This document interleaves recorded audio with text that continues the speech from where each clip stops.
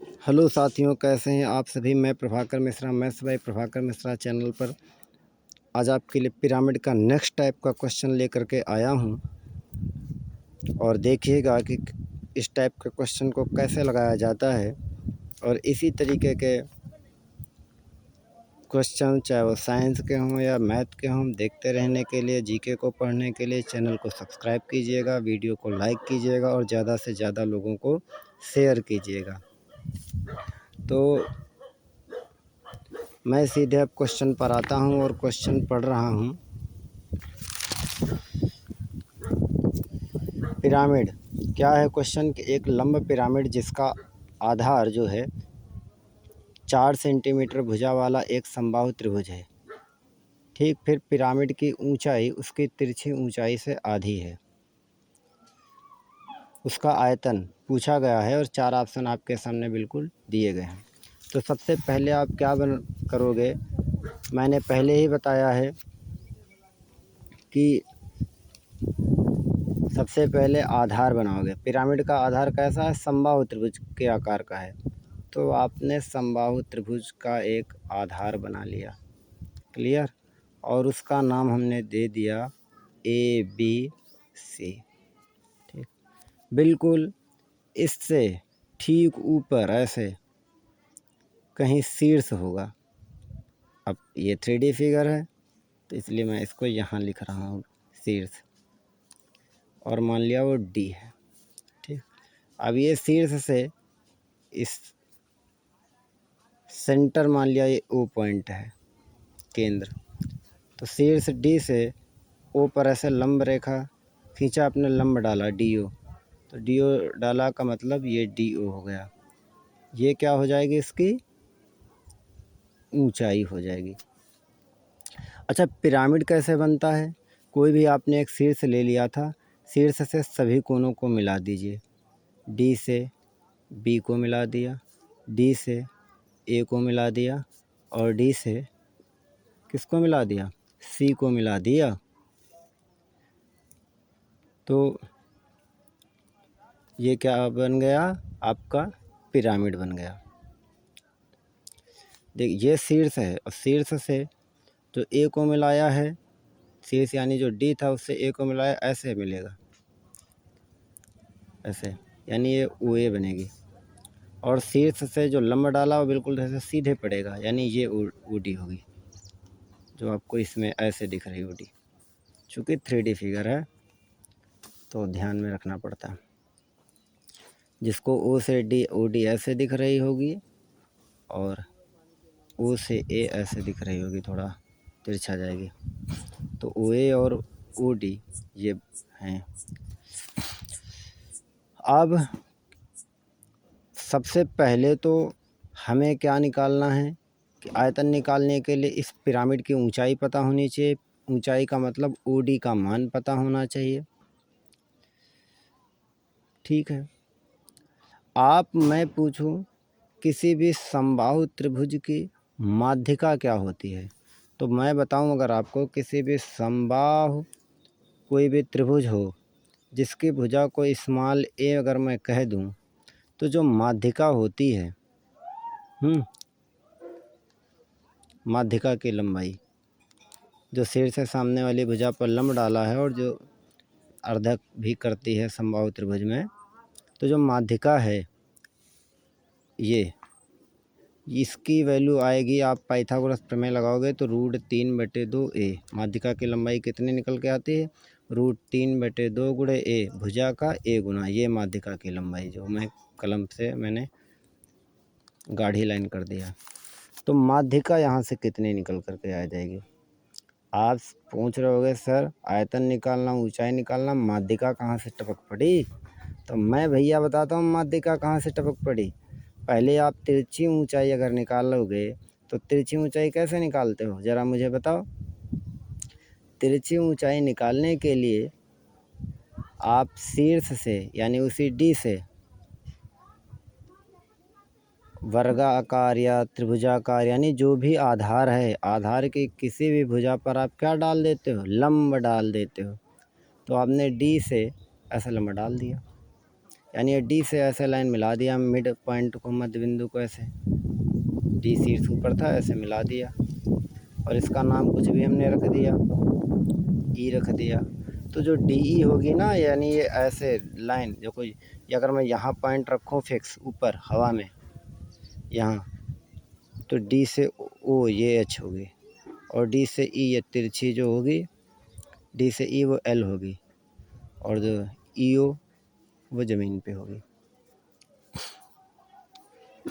तो ये ई ओ हो गई आपकी और ये डी हो गई। तो डी तिरछी ऊंचाई हमने एल कह दिया, डी को तिरछी ऊंचाई एल माना है। तो तिरछी ऊंचाई अगर मैं अभी माध्यिका की अगर बात करूं तो माध्यिका क्या होगी, अभी बताया देखो √3/2 गुणे ए भुजा, तो √3/2 गुणे ए का मतलब समबाहु त्रिभुज की भुजा, और भुजा कितनी है, आधार 4 सेंटीमीटर वाला भुजा है तो 4, तो यहाँ माध्यिका कितने निकल करके आ गई, 2√3 सेंटीमीटर। अब माध्यिका निकल करके आई, ये माध्यिकाओं का जो कटान बिंदु होता है वो सेंटर होता है केंद्र, उसके बिल्कुल सीधे में ऊपर बिंदु डी है, ठीक। तो अगर ई ओ को हम ऐसे सीधे मिलाएंगे ना, ये सेंटर है, माध्यिकाओं का कटान बिंदु है, तो वो सी से निकल करके ही तो रेखा आ रही है, ये सी से निकल करके रेखा आ रही है, तो सी ई ही तो आपकी माध्यिका हो गई। तो माध्यिका, आपने हाई स्कूल में एक प्रमेय पढ़ी होगी कि माध्यिकाओं का जो केंद्र होता है ना, वो माध्यिकाओं को 2:1 के अनुपात में विभाजित करता है। यानी अगर सी ई माध्यिका है, सी ई, तो सी ओ 2 भाग होगा, तो ओ ई कितना भाग होगा, 1 भाग। जिधर तरफ कोण होता है उधर का 2 भाग, और केंद्र से 2 भाग होता है और केंद्र से पीछे 1 भाग। तो कहने का मतलब, अगर मैं कहूँ आपसे ऊई की लंबाई ज़रा मुझे बताओ, तो ऊई की जो लंबाई होगी ना, अगर टोटल सी ई हो 3 भाग, 2 भाग ये और 1 भाग ये, सी ओ और ओ ई मिला करके सी बनेगी। तो अगर सी ई 3 भाग है तो ओ ई उसमें से कितने भाग होगी, 1 भाग। तो 3 हिस्से में से 1 हिस्सा कौन सी होगी, ओ ई।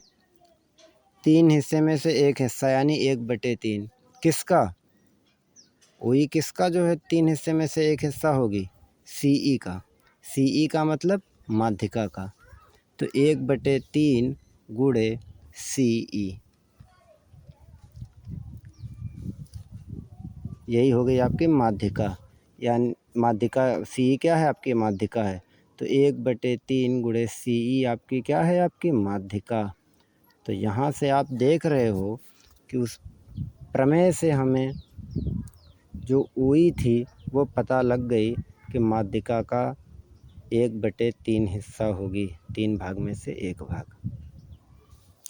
तो ऊई बराबर 1/3 गुणे माध्यिका 2√3, और 3 को आप √3 गुणे √3 लिख सकते थे, तो 1 कैंसिल हो जाएगा तो बचेगा 2/√3।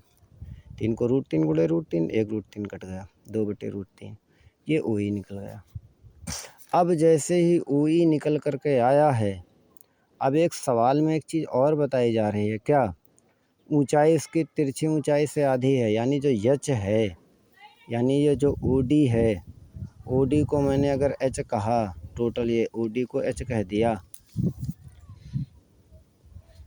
तो वो यल की आधी है, यानी डी ई की आधी है। तो यहाँ से एल बराबर क्या हो गया, 2h। अब इस त्रिभुज में ये देखो, आपने डी से बिल्कुल लंब रेखा ऐसे खींची थी, डी ओ शीर्ष से बिल्कुल सेंटर पे केंद्र, शीर्ष के सामने बिल्कुल नीचे केंद्र, डी ओ। तो ये, और ये रेखा ज़मीन पर है और ये रेखा बिल्कुल सीधे है, तो ये कोण कितना आपका हो गया था, 90 हो गया था, 90। तो इस समकोण त्रिभुज डी ई ओ में क्या बन गया, समकोण त्रिभुज डी ई ओ में क्योंकि आपके डी से यल भी ऐसे तिरछी हवा में है। डी से मान लो जो डी ई भुजा जा रही है जिसको यल कहा तिरछी ऊंचाई, ये भी हवा में, और डी से ओ ये बिल्कुल लंबवत और ये ज़मीन पे है यू।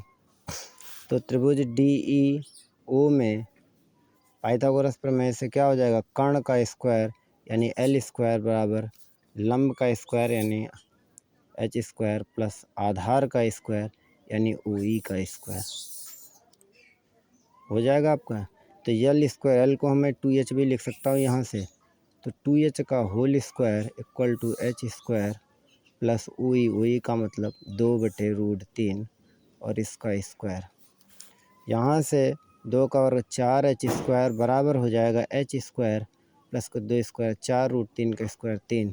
ये कितना हो जाएगा 3h स्क्वायर बराबर 4/3। यहाँ से एच स्क्वायर बराबर हो जाएगा 4/3 9, एच आपका आ जाएगा 2/3। जैसे ही एच 2/3 आया तो पिरामिड का आयतन कैसे निकाल सकते हैं, शंकु के आयतन से। शंकु के आयतन का क्या फार्मूला होता है, 1/3 पाई आर स्क्वायर, वहाँ क्षेत्रफल होता है, यहाँ आधार का क्षेत्रफल। आधार कैसा है, त्रिभुजाकार है, समबाहु त्रिभुज है, तो आधार का क्षेत्रफल क्या हो जाएगा, समबाहु त्रिभुज का क्षेत्रफल √3/4 गुणे भुजा स्क्वायर। भुजा कितनी है आधार की, वर्ग त्रिभुजाकार जो आधार है उसकी त्रिभुज की भुजा 4-4 सेंटीमीटर की है, तो √3/4 गुणे भुजा स्क्वायर। देखिए ऊपर लिखा ना 4 सेंटीमीटर भुजा, तो √3/4 भुजा स्क्वायर यानी 4 का स्क्वायर मैं सीधे लिख देता हूँ, यहाँ 4 का स्क्वायर 16, सीधे लिख दिया 4 का स्क्वायर 16 इंटू एच कितना 2/3। जैसे ही एच हमने रखा 2/3, ये देखिए यहाँ से √3 से ये एक 3 कट जाएगा और यहाँ से अगर मैं 4 से इसको काटूंगा तो ये देखिए हो जाएगा 4 चौक 16 4 और 4 दूनिया 8 बटे ये 3 हो जाएगा, और ये √3 से ये 3 गुणे 3 को √3 गुणे √3, एक रूट कट जाएगा इस रूट से और यहाँ एक रूट बचेगा। या आप ऐसे ना लिखो तो ऐसे लिख लो जैसे ऑप्शन में लिखा गया है। कैसे, ना काटिए तो ये कितना हो जाएगा, 4 से 4 चौक 16, तो 4 दूनिया 8 और बटे 3 तय 9 और √3। यानी अगर मैं ना काटूँ √3 से ऊपर नीचे गुणा कर दूँ तो ये क्या हो जाएगा 8√3 बटे 3 तय 9 बन जाएगा ये। और यही आपका आयतन था, तो आयतन का मात्रक क्या हो जाएगा सेंटीमीटर क्यूब या घन सेंटीमीटर, तो ये आपका आंसर हो जाएगा। तो आशा करता हूँ कि ये सवाल आप सभी को समझ में आ गया होगा। तो इसका कौन सा ऑप्शन बिल्कुल सही है, 8/9 इंटू √3 यानी सी विकल्प इसका बिल्कुल सही है। तो सबको समझ में आ गया होगा। तो इसी तरीके से वीडियो नए नए टाइप के क्वेश्चन देखने के लिए चैनल को सब्सक्राइब कीजिए और प्लीज़ वीडियो को लाइक कीजिए। जय हिंद, जय भारत।